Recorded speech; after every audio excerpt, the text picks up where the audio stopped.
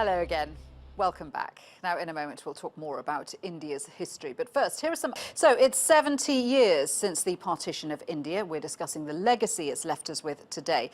I'm joined by Indian politician and former Under-Secretary General of the United Nations, Shashi Tharoor, and he joins us with the release of his book, Inglorious Empire. Here it is, the story of what the British did to India. Thank you very much indeed for joining us. Thank you, Shiulie. Your book, a savage critique of Britain's colonial past in India. You say it was more like theft, the theft of India's resources. Absolutely. I mean, the British came to what was once one of the richest countries in the world, in fact, the richest country, 1700, 27% of global GDP, and reduced it over a couple of centuries of plunder and exploitation to one of the poorest countries in the world, with 90% of the population living below the poverty line when the British left, a low life expectancy, practically no economic growth. It really was, unfortunately, a rather sad story, and I tell it with as much detail as I can muster. Yes. And I also take up the various arguments that have been advanced by apologists for the empire, and I dismantle them. It's very uncomfortable reading for the British who look at this book. Did you intend it to be like that?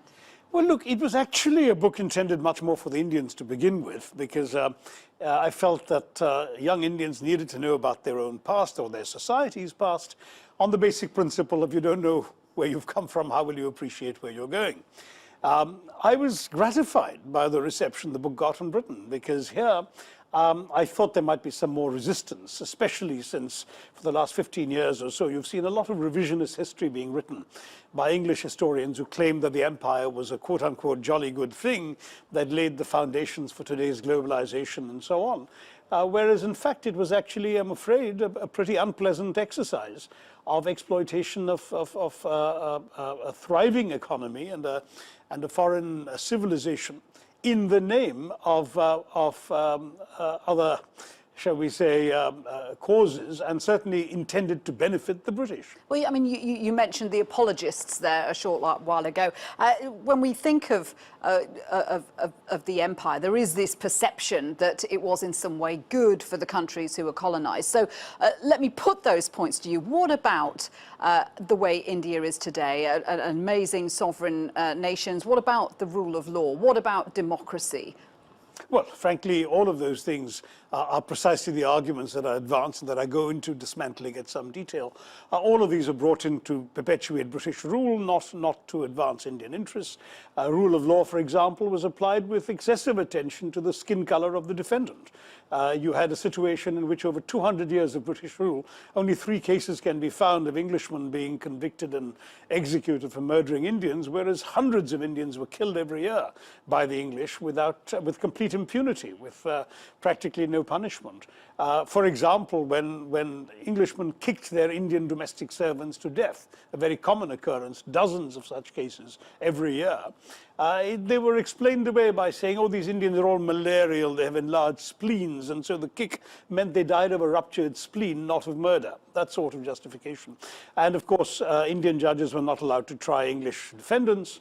The whole system was skewed. Some of the things you write about are very distressing. I mean, you've talked about famine, about looting, yes, about millions of Indians who died. 35 million Indians died, totally unnecessary deaths because of British policy on famines, their rejection of what they considered indiscriminate almsgiving, so no charity in droughts, their insistence upon continuing to procure grain from drought-affected areas in order to feed the breadbaskets of London, their insistence on neglecting those who were literally starving to death by saying, by Malthusian principle, that if the land can't support the population that's trying to live off it, well, then people will simply have to die, too bad. And their refusal to give decent assistance or charity on the grounds that you can't spend money you haven't budgeted for. And all of this, which, by the way, they did in Ireland too, leading to lots of deaths during the Great Irish Potato Blight and lots of Irishmen getting into boats and rushing off to America, which was not an option available to Indians. They, unfortunately, presided over the deaths of large numbers of Indians, so 35 million. Why do we have this rose-tinted view then of how the empire helped countries like India, if that wasn't the case. Well, you mentioned democracy, for example, which actually had to be prized from the reluctant grasp of Britain.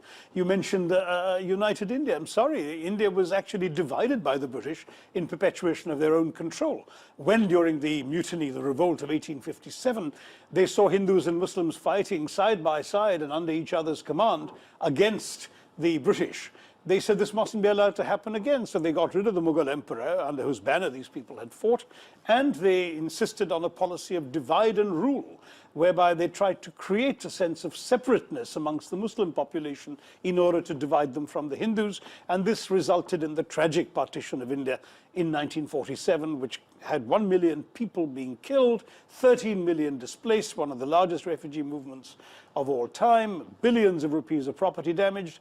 The fact that after all of this and all the oppression, the arrests, the discrimination, that India emerged and remained a thriving democracy is to the credit of Indians, not of the British. And do you, I mean, is it all bad? I mean, today, do you not think that the Brits and the Indians have a special relationship? However bad the history was, do we not have a special relationship today? You know, we're linked together by useful things like the English language and a fondness for tea and cricket. But whether you're going to make that into something that we should celebrate beyond the fact that today, of course, India treats Britain on the basis of two sovereign equal nations. The Indian economy is large as the British one. We can deal with the Brits without a chip on our shoulder about it. But the fact is that the 200 years that went before, the exploitation, the drainage of resources, the massacres and brutality, the deaths and the famines, the racism and oppression, all of that is a fact of life. I'm not asking Indians to keep dwelling on it. We should definitely move on. Because we have to look to the future now. Rather than forgive and forget, I'm saying let's forgive, but let's not forget. Because, as you say, India, a thriving economy, a powerful sovereign country, and a country that the British are now looking to, hoping to make trade deals in the future when they come out of the EU. Well, the old terms of trade from the colonial era will not be available. This will have to be a trade discussion with give and take on both sides. Well, between two equals, as you've said. Exactly. I mean, the fatuous talk about Empire 2.0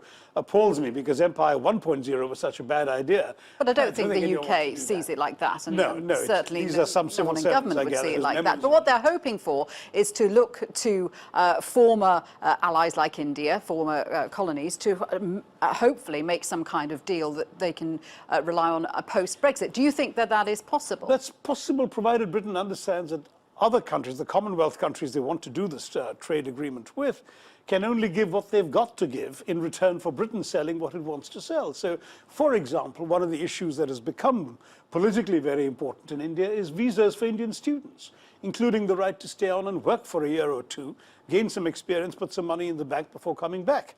Right now, we've gone down from 30,000 Indian students in the UK in 2010 to just 10,000 this year, at a time when even Australia attracts 45,000 Indian students a year, and the US attracts 135,000. The only difference being the extreme tightness of British visa issuance policies and the unwillingness of Britain to allow Indians to stay on and do some work and training. Leverage that India has. So this is what it's got to be. So if Britain relents on those areas, India may well relent on more Scotch whisky. I don't know. As we look towards the future, and books like yours, obviously pushing to the fore the kind of legacy that the British Empire has. How do you see the relationship going forward now? Well, I think going forward... I mean, do you want Britain to apologise, for example? Well, I do. I don't think it's going to affect the political relationship, but since so much was done in the name of the crown, if a member of the royal family wanted to come to India, for example, on the centenary of the single worst atrocity of the British Raj,